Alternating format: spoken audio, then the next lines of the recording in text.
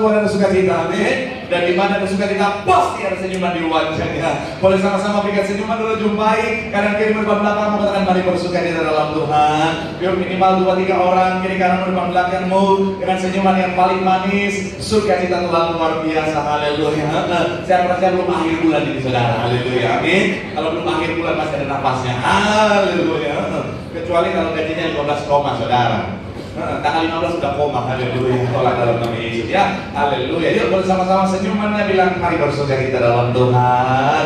Puji Tuhan, haleluya, haleluya. Senang bisa jumpa saudara, melihat semangat dan kesetiaan yang luar biasa dalam mencari Tuhan. Saya mau bilang saudara, orang yang semangat setia cari Tuhan, janji Tuhan, hidupnya anak cucunya pasti diberkati Tuhan. Sekarang kita tepuk tangan yang paling meriah buat Tuhan. Sama-sama bilang sama saya, aku pasti diberkati Tuhan. Anak cucuku pasti diberkati Tuhan. Bilang kanan kiri kok kamu juga pasti diberkati Tuhan. Bilang sama yang ngomong semangat. Sekarang kita tepuk tangan yang paling meriah buat Tuhan. Haleluya. Yuk langsung saudara kita mau angkat Alkitab kita sampai boleh naik sedikit lagi mic-nya. Yang mau Alkitab juga boleh, Alkitab juga boleh. Yang nggak mau kita angkat tangan juga boleh, sama-sama dengan iman percaya. Sama-sama kita katakan dalam nama Tuhan Yesus. Aku percaya Alkitab ini adalah firman Tuhan. Setiap kata kalimatnya sanggup memberkati aku. Dan hari ini aku pasti diubahkan, aku pasti dipulihkan dalam nama Tuhan. Sama-sama kita katakan amin. Kita buka Mazmur pasal yang ke-25 saudara, ayat 4 sampai ayatnya yang ke-5. Mazmur pasal yang ke-25 ayat 4 sampai 5, ayat membuka kita saudara hari ini. Yuk yang sudah di sana boleh bilang aku diberkati. 3, ya, beritahukanlah jalan-jalanmu kepadaku ya Tuhan, tunjukkanlah apa? Ayat yang ke-5 dikatakan apa? Bawalah aku berjalan dalam kebenaran-Mu dan ajarlah aku, sebab Engkau pun nanti-nantikan sepanjang. Sekali lagi saudara, 3, ya, beritahukanlah jalan-jalanmu kepadaku ya Tuhan, tunjukkanlah itu kepadaku. Ayat 5, bawalah aku apa? Berjalan dalam, sama-sama bilang sama saya berjalan dalam kebenaran. Sama-sama bilang sama saya berjalan bersama Tuhan. Amin. Dan ajarlah aku, sebab Engkaulah Allah yang apa? Sama-sama bilang sama saya menyelamatkan. Engkau ku nanti-nantikan sepanjang hari. Mungkin ada yang saudara yang hadir minggu lalu berkata, Pak Pendeta, bukankah ayat ini, bukankah ayat ini minggu lalu kita bacakan, Pak Pendeta, bukankah ayat ini menjadi ayat pembuka? Ya betul saudara, minggu lalu ayat ini adalah ayat yang kita baca dari pembuka dan pengantar pembahasan kita, dan hari kita bacakan lagi. Kenapa? Karena memang khotbah hari saudara adalah kelanjutan dari khotbah minggu lalu, Pak Pendeta. Tapi masalahnya saya nggak hadir minggu lalu, it's okay, karena khotbah ini saudara, sekalipun saudara nggak ikut sesi yang pertama atau bagian yang pertama, dia bisa langsung bisa diikuti dari poin yang atau part yang kedua ini saudara, dia mampu berdiri sendiri-sendiri. Dan kalau saudara rindu untuk melihat khotbah yang pertama saudara hari minggu lalu, saudara bisa lihat di channel YouTube Gereja Timbers Indonesia, dan saudara bisa subscribe juga channel YouTube saya. Usaha ya, haleluya. Tapi sekarang saudara, tema besarnya adalah bicara tentang berjalan bersama Tuhan. Sama-sama bilang sama saya berjalan bersama Tuhan. Sama-sama bilang sama saya berjalan bersama Tuhan. Amin. Sebagai Allah yang baik, Bapa yang baik, Tuhan mau kita berjalan bersama Dia dalam setiap langkah hidup kita, dalam setiap musim hidup kita. Yang Tuhan mau adalah saudara dan saya senantiasa berjalan bersama dengan Tuhan. Dan sebagai anak Tuhan, sebagai orang Kristen yang punya pemahaman yang benar tentang firman Tuhan, saya percaya kita tahu bahwa kita butuh berjalan bersama dengan Tuhan. Kita tahu kita nggak bisa berjalan sendirian. Kita tahu bahwa kita harus berjalan bersama dengan Tuhan. Makanya Musa dalam proses perjalanan kehidupannya, ketika Tuhan bilang, Musa silahkan berjalan, Musa nggak mau berjalan. Musa malah berkata, bila engkau tak besertaku, ku tak mau berjalan. Ku perlu Tuhan, pimpin langkahku dengan kasih karunia. Musa nggak mau berjalan kalau dia tidak berjalan bersama dengan Tuhan. Dan saya mau bilang saudara, segala sesuatu ada konsekuensinya, termasuk berjalan bersama dengan Tuhan. Dan hari ini bagian kedua dari tema khotbah bicara tentang konsekuensi berjalan bersama dengan Tuhan. Sama-sama bilang sama saya, konsekuensi berjalan bersama dengan Tuhan. Doa saya buat teman-teman hari ini, saudara makin semangat untuk berjalan bersama dengan Tuhan, makin setia berjalan bersama dengan Tuhan, sehingga kehidupan menjadi kehidupan yang luar biasa. Tepuk tangan yang paling meriah sekali lagi buat Tuhan. Haleluya. So, apa konsekuensi berjalan bersama dengan Tuhan? Yang pertama, di bagian yang kedua ini saya mencatat adalah bicara tentang ada didikan atau ajaran Tuhan. Sama-sama bilang sama saya ada didikan. Sama-sama bilang sama saya ada ajaran. Wahyu 3 ayat 19, sama-sama kita baca. Wahyu pasal yang ketiga ayatnya yang ke-19. Saat terpuji nama Tuhan. Wahyu pasal yang ketiga ayat 19, yang sudah di sana boleh bilang aku diberkati Tuhan. Haleluya. Banyak yang tunggu layar. Haleluya. Yuk, sama-sama kita baca. 3. Iya. Barang siapa? Iya. Ada di situ, tapi hanya orang beriman yang bisa melihatnya. Kalau saudara berharap pada manusia, kecewa. Ya, sama-sama. 3. Ya. Barang siapa? Masih nunggu ya Tuhan. Ini nggak punya aplikasi Alkitab, nggak bawa Alkitab. Oh, berdosa 7,8 aja sudah tipuan saudara. Yuk, Wahyu. Kita nggak apa-apa, kita tunggu sama-sama. Wahyu 3 ayat 19. 3. Nggak akan muncul saudara. Oh, ada kan? 3. Iya. Barang siapa? Ia kutegur dan ku, sebab itu relakanlah hatimu dan sekali lagi saudara. 3. Iya. Barang siapa ku kasihi, ia kutegur dan ku hajar, sebab itu relakanlah hatimu dan bertobatlah. Ketika saudara saya berjalan bersama dengan Tuhan, konsekuensi yang pertama yang akan Tuhan lakukan adalah apa? Mendidik, mengajar setiap kita saudara. Kenapa? Karena memang bicara tentang yang namanya Tuhan sebagai Bapa yang baik. Memang Tuhan menerima kita apa adanya. Mau seperti apapun kita saudara, apapun latar belakang setiap kita, mau seperti apapun bentuk setiap kita, Tuhan menerima kita apa adanya. Tapi yang harus kita ingat, Tuhan memang menerima kita apa adanya, tapi Tuhan tidak pernah membiarkan saudara dan saya apa adanya. Kenapa? Karena Dia mau saudara saya luar biasa. Katakan amin. Kita pernah bahas bahwa kita saja orang tua yang biasa, kita mau anak kita luar biasa, apalagi Bapak kita yang luar biasa. Tuhan mau saudara dan saya punya kehidupan yang luar biasa. Katakan amin. Ketika bicara tentang berkat yang Tuhan mau saudara dan saya menerima berkat yang luar biasa. Ketika bicara tentang pencapaian karir, pencapaian jabatan, pencapaian kehidupan, Tuhan mau saudara dan saya mencapai hal-hal yang luar biasa. Katakan amin. Ketika bicara tentang apapun dalam hidupmu, Tuhan gak mau kita biasa-biasa. Tuhan mau kita luar biasa, supaya melalui depan setiap kita nama Tuhan dipermuliakan. Sendiri berkata utang sekali lagi yang paling meriah buat Tuhan. Haleluya. Tetapi untuk mencapai semuanya itu, makanya dibutuhkan yang namanya didikan. Orang yang mencapai posisi yang luar biasa, saya mau bilang saudara, dia melewati proses didikan yang luar biasa. Orang yang jadi CEO, orang yang jadi punya posisi yang tinggi saudara, itu proses yang dia lewati, itu harus yang benar saudara, harus dididik dulu, harus diajar dulu saudara, supaya ketika dia di sana dia mampu. Betul ya? Pendeta, ada nggak orang bisa naik ke sana tanpa didikan? Ada, by koneksi, tapi nggak akan bertahan lama. Betul ya? Orang yang naik tetapi nggak dididik, nggak diproses dulu saudara, biasanya nggak akan bertahan lama saudara. Makanya Tuhan mau kita dididik supaya ketika kita sampai di sana kita siap. Katakan amin. Tuhan didik setiap kita, ketika berkat besar itu datang kita siap. Karena kalau kita nggak siap ketika berkat besar itu datang, malah berkat bisa menghancurkan kita saudara. Ada banyak orang terima berkat besar tiba-tiba hidupnya hancur. Kenapa? Karena nggak siap. Makanya Tuhan didik, Tuhan ajar setiap kita. Memang yang namanya didikan kadang-kadang gak enak. Kata didikan dalam bahasa, kata kuhajar dalam bahasa aslinya saudara, dalam Wahyu 3 tadi saudara, itu punya makna paideo. Paideo itu saudara mendidik dengan punishment saudara. Artinya apa saudara? Ada hukuman di sana. Ketika didikan itu diterapkan, ada kondisi yang tidak mengenakan di sana saudara. Ini sejalan dengan Ibrani 12 ayat 11 sampai 13 sama-sama. Ibrani pasal yang ke-12 ayat 11 sampai 13 sama-sama kita baca. 3. Iya, memang pada waktu ia diberikan tidak mendatangkan sukacita, tetapi apa? Duka cita. Tetapi kemudian ia menghasilkan apa? Buah kebenaran yang memberikan damai kepada mereka yang dilatih olehnya. Ayat 12. Sebab itu apa? Dan luruskanlah jalan bagi kakimu, sehingga apa? Jangan terplecok, tetapi apa?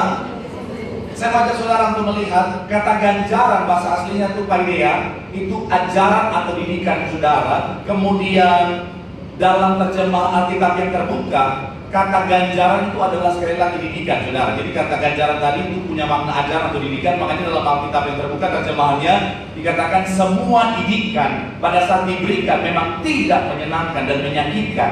Akan tetapi sesudah itu akan menghasilkan sebuah kebenaran yang memberi damai sejahtera kepada mereka yang telah dilatih oleh didikan itu. Saya mau bilang saudara, ketika kita dididik, memang sekali lagi saudara kadang-kadang gak enak. Ada teman saya saudara ya, kakak rohani saya, dia usianya udah lumayan tua saudara, tetapi hebatnya luar biasa. Kenapa? Dari level terendah bisa jadi perwira saudara. Tetapi ketika menjadi perwira itu saudara, dia harus masuk level pendidikan yang luar biasa saudara. Artinya harus masuk pendidikan lagi saudara. Dan karena dia Brimob saudara, jadi didikan Brimob itu luar biasa saudara, dimana selama 6 bulan dididik dengan begitu luar biasa. Saya belum melihat secara langsung bagaimana dia 6 bulan di sana, tapi dia cerita sama saya, dia bilang, waduh memang adik berat sekali, luar biasa katanya. Apalagi usianya udah lumayan, dididik dengan begitu berat saudara. Itu dia, waduh, selama saya kenal dia laki-laki yang tangguh saudara, kekarnya luar biasa saudara. Dia kalau waduh memang badannya tegap saudara. Dia masuk gereja, baru pintu, dadanya udah sampai mimbar saudara. Tegaknya luar biasa. Orang lain sarapan mie ayam, nasi goreng, bubur ayam, dia sarapannya push up 100 kali. Dia kalau mau masuk lift aja saudara harus miring. Nggak bisa kepit ya, nggak bisa kepit ya. Tapi ketika pendidikan saudara, oh Tuhan, pas dia keluar pendidikan saudara, saya lihat kurusnya bukan main saudara. Langsung tinggal kulit bungkus tulang saudara. Memang udah kurus krempeng saudara. Saya lihat oh Tuhan udah kurus, langsung masuk rumah sakit lagi saudara. 1 minggu saudara untuk pemulihan. Memang ketika pendidikan kadang-kadang memang gak mudah. Ketika kita dididik gak mudah saudara. Ada proses di sana, apalagi yang namanya didikan kehidupan, betul ya. Sekolah kehidupan kan satu proses yang tidak mudah saudara. Ketika kita dalam sekolah kehidupan kita diizinkan Tuhan kadang-kadang dikecewakan. Sakit nggak? Sakit lah. Ketika diizinkan Tuhan melewati yang namanya ditipu sama orang. Ketika kita yang namanya diizinkan Tuhan dalam proses pendidikan kehidupan kita difitnah sama orang, sakit saudara. Tapi saya mau bilang saudara, Tuhan izinkan semua itu karena Tuhan mau kita punya kehidupan yang luar biasa kadang-kadang. Karena saya mau bilang saudara, kalau kita nggak pernah dikecewakan sama orang, kita nggak akan belajar bahwa hanya Tuhan yang dapat diandalkan saudara. Kalau kita nggak pernah ditipu sama orang, kita nggak akan belajar untuk jadi lebih bijaksana lagi saudara. Kalau kita nggak pernah disakiti sama orang, kita nggak akan pernah bisa belajar untuk mengampuni saudara dengan tulus. Makanya sekali lagi saudara, ketika memang yang namanya proses itu datang, kadang-kadang menyakitkan. Tapi saya mau bilang saudara, Alkitab mencatat kuatkan hatimu. Kenapa? Karena semua itu baik. Amin. Akan ada saat di mana saudara, saya mau bilang sekali lagi, saudara akan mengerti bahwa apa? Tuhan izinkan didikan itu ketika kita berjalan bersama dengan Tuhan, supaya kita siap menerima segala yang terbaik yang Tuhan sediakan. Tepuk tangan yang paling meriah buat Tuhan. Bilang sama kanan kiri, berjalan bersama dengan Tuhan. Ada didikan, tetapi itu baik. Tepuk tangan yang paling meriah buat Tuhan. Yang kedua saudara, apa konsekuensi berjalan bersama dengan Tuhan? Adalah bicara tentang adanya penyediaan. Sama-sama bilang sama saya, ada penyediaan. Coba kita buka Filipi 4 ayat 19. Filipi pasalnya yang keempat, ayatnya yang ke-19. Sama-sama yang sudah di sana. Filipi 4 ayat 19. Sama-sama yang sudah di sana boleh bilang, aku diberkati Tuhan. 3 ya, Allahku akan memenuhi segala apa? Menurut kekayaan dan kemuliaannya dalam, sekali lagi saudara, 3 ya, Allahku akan memenuhi segala menurut kekayaan dan kemuliaannya dalam Kristus Yesus. Kalau saudara perhatikan kita Filipi, saudara pelajari, kita Filipi ini ditulis oleh Paulus untuk jemaat di Filipi. Untuk apa? Menjadi bekal mereka dalam perjalanan iman mereka bersama dengan Tuhan, saudara. Dan dalam ayat 19, Paulus membukakan satu konsekuensi apa? Bahwa ketika mereka setia berjalan bersama dengan Tuhan, maka Allah akan memenuhi segala keperluan mereka, saudara. Dan saya mau bilang saudara, inilah yang menjadi bagian setiap kita, konsekuensi bagi setiap kita ketika kita berjalan bersama dengan Tuhan. Katakan amin.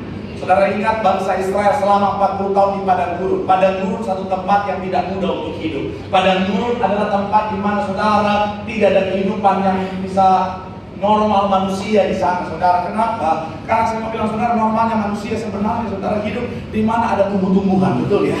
Kayak kita di Indonesia begini saudara, ada kehidupan. Tetapi kalau padang gurun, tumbuh-tumbuhan. Aduh Tuhan, saya ada jalan satu jam, ada tur jalan di padang gurun, saudara. Oh Tuhan, menderitanya bukan main. Saya sampai pikir, kenapa tur ini ada tur ini, kenapa? Kenapa nggak jalan-jalan di mall aja? Kenapa harus padang gurun banget? Saya ini tur leader. Saya ini pemimpin rohani, bukan pemimpin bangsa Israel. Ini akan saya pendeta Marcel, bukan Musa kan saudara. Itu jalan 1 jam di padang gurun, saudara. Yesus, panasnya bukan main, udah jalannya susah, kaki masuk pasir, saudara. Tambah lagi harus jaga gini karena pendeta tuh udah lemah, tapi kan harus tetap kuat. Ayo Bapak Ibu semangat. Kalau mau Tuhan, lama banget itu. Oh Tuhan, saya mau bilang saudara, apalagi 40 tahun hidup di padang gurun itu nggak mudah. Tapi sekali lagi saya mau bilang saudara, di padang gurun bangsa Israel bisa tetap hidup. Kenapa? Karena Tuhan menyediakan. Saya mau bilang saudara, firman setiap kita juga sama. Selama kita berjalan bersama dengan Tuhan, jangan takut, ada penyediaan Tuhan yang sempurna. Tepuk tangan yang paling meriah buat Tuhan. Karena dia Bapa yang baik. Kita saja sebagai orang tua, ketika anak kita ada bersama-sama dengan kita, dia nggak perlu khawatir, nggak perlu takut, segala keperluan yang pasti kita cukupi, betul ya. Anak saya di rumah cuma pokoknya dia ketawa aja. Segala keperluannya dia tercukupi, saudara. Walaupun papanya jungkir balik, dia cuma terpenuhi, betul ya. Kenapa? Karena dia berjalan bersama dengan saya. Saya mau bilang saudara, begitupun Tuhan dalam hidup kita. Saya bukan dari keluarga kaya, saya dari keluarga sederhana, tapi nggak juga miskin dan juga orang kaya. Sederhana saja. Tapi mami saya mendidik saya dengan sederhana. Jadi kalau teman-teman saya waktu SD jajannya 500, saya 250.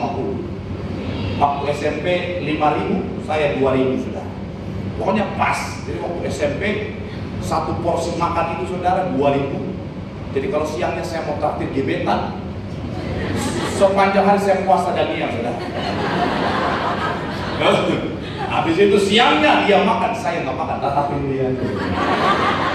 Tapi memang kalau cinta gitu ya, walaupun perut kosong, tetap aja lapar saudara.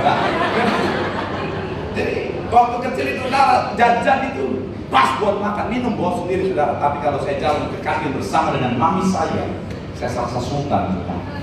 Kenapa saya makan apapun, saya tahu mami saya menyediakannya saudara, yang bayar semuanya. Saya jalan bersama Pak Ibu Gembala saudara, kalau kemana-mana saudara, itu pernah masuk ke satu hotel mewah saudara, bintang 7 terpercaya saudara.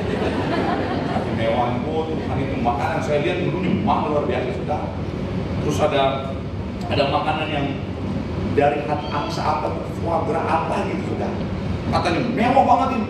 Pas saya makan, nggak cocok. Tapi tenang saya. Kenapa? Karena saya tahu Bapak Ibu menyediakan. Masuk restoran, saya waktu pas meeting, waktu pernah juga diundang meeting saudara, restoran yang bukan Yesus.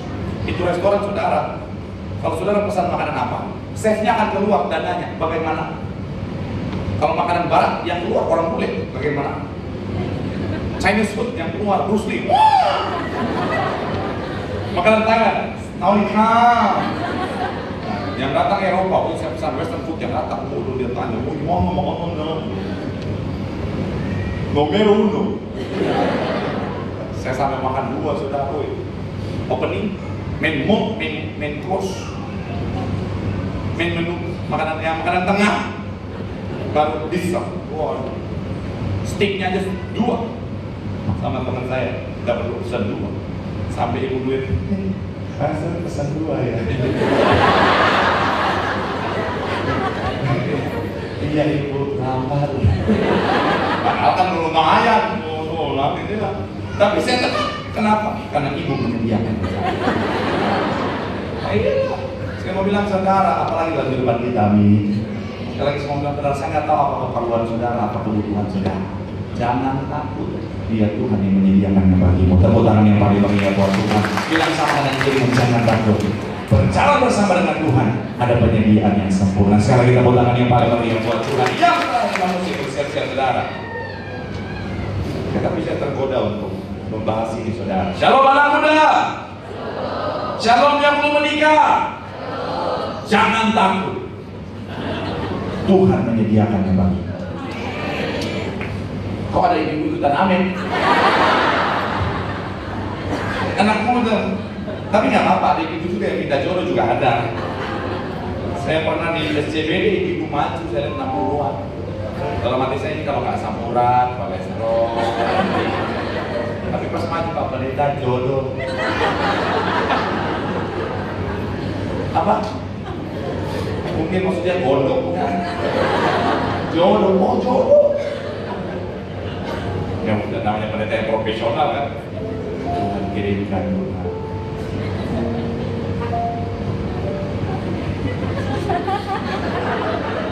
Menggonggong dari mana? Haleluya. Saya bilang saudara, iyalah, pokoknya jangan takut lah. Zaman anak muda zaman sekarang terlalu takut. Dia pikir Tuhan tidak menyediakan sampai akhirnya apa? Yang bukan anak Tuhan sikat dulu. Siapa pun sikat. Selama bernafas sikat dia akan. Percaya Tuhan sudah sediakan yang terbaik. Amin. Yang ketiga terakhir, apa konsekuensi berjalan bersama dengan Tuhan? Ada akhir yang indah. Sama-sama bilang sama saya, akhir yang indah. Kita lihat Roma 8 ayat 28 dikatakan apa di sana? Roma 8 ayat 28 sama-sama yang sudah di sana boleh bilang, aku diberkati. 3 ya, kita tahu sekarang bahwa Allah turut bekerja dalam untuk mendatangkan bagi mereka yang mengasihi Dia, yaitu mereka yang terpanggil sesuai dengan apa? Sekali lagi saudara, bagian awal dikatakan apa? Kita tahu sekarang bahwa Allah turut bekerja dalam segala sesuatu untuk mendatangkan. Jadi dalam proses kehidupan setiap kita, ujung-ujungnya yang Tuhan mau datangkan adalah kebaikan. Endingnya pasti untuk kebaikan. Ayat terakhir, Yeremia 29 ayat 11. Yeremia 29 ayat 11 sama-sama kita baca. 3. Iya, sebab aku ini apa? Mengetahui ini rancangan, ini hafalan zaman anak sekolah minggu di sini. Kalau yang rajin sekolah minggu pasti hafal. Kecuali yang lulusan poskabling ya. Sebab aku ini mengetahui rancangan-rancangan apa yang ada padamu mengenai kamu, demikianlah, yaitu rancangan damai dan bukan rancangan untuk memberikan kepadamu hari depan yang penuh dengan, kata hari depan bahasa aslinya akari. Ini bicara tentang in the end, atau pada akhirnya adalah hari depan, atau pada akhirnya sesuatu yang penuh dengan harapan, sesuatu yang indah, endingnya indah. Berjalan bersama dengan Tuhan nggak selamanya indah. Berjalan bersama dengan Tuhan nggak selamanya isinya canda dan tawa. Kadang-kadang air mata, kadang-kadang menderita, kadang-kadang apa? Situasi-situasi yang berat yang harus kita hadapi dalam kehidupan kita. Tapi saya mau bilang saudara, di posisi itu jangan menyerah, karena endingnya pasti indah saudara. Amin. Ada banyak orang Kristen seringkali dalam proses kehidupan yang Tuhan izinkan mereka menyerah. Padahal sedikit langkah lagi mereka akan sampai pada apa yang indah yang Tuhan sediakan. Ayub dalam Alkitab diizinkan Tuhan melewati proses yang tidak mudah. Dimana kalau menurut seorang tokoh Alkitab, seorang tokoh teologi saudara bilang begini, bahwa apa yang dihadapi oleh Ayub adalah salah satu proses yang paling menyakitkan untuk seorang manusia. Dia kehilangan segalanya saudara. Dia menderita sakit, bahkan istrinya sendiri saudara. Bilang apa? Kutukilah Tuhan dan mati. Bayangkan. Tuhan ambil semua yang indah dari kehidupan Ayub, anak-anaknya, hartanya, posisinya, tapi Tuhan gak ambil istrinya saja. Kan ternyata istrinya juga jadi hal yang membuat dia menderita saja. Iya kan?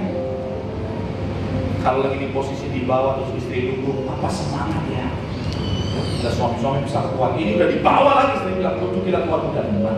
Karena Yesus tega banget. Lebih lain ternyata yang mereka harusnya saya ganti. Kutukilah Tuhan dan minggoilah. bilang sekali lagi saudara, tetapi karena Ayub tidak menyerah, dia sampai pada ending yang indah. Kita mencatat apa yang dimiliki Ayub, apa yang diterima oleh Ayub jauh lebih luar biasa dari apa yang dimiliki sebelumnya, saudara. Sekarang saya mau bilang, saudara, saya nggak tahu proses apa yang sementara saudara hadapi, tapi saya mau bilang, saudara, jangan menyerah, karena ini hanya proses saja. Akan ada saat di mana semuanya akan berubah jadi indah.